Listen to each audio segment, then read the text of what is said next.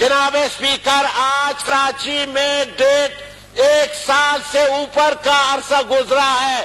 علی وزیر قومی اسمبلی کا ممبر، رکن اسمبلی جنوبی وزیرستان کا ممبر ہے، وہ بیٹھا ہوا ہے. 1 سال سے زائد کا عرصہ ہوا ہے کراچی جیل میں.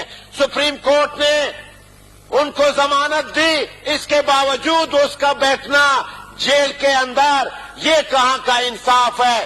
جناب اسپیکر، اسی لیے تحریر و تقریر پر پابندی لگائی جا رہی ہے.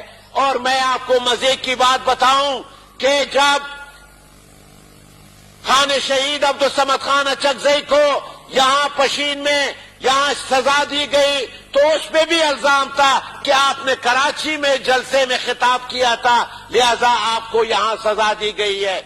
اب علی وزیر کو بھی یہ سزا دی گئی کہ آپ نے کراچی میں تقریر کی ہے، اور آپ کو یہ عجیب سی بات ہے، ایک تقریر کرنے پر 1 سال سے وہ جیل میں بیٹھا ہوا ہے.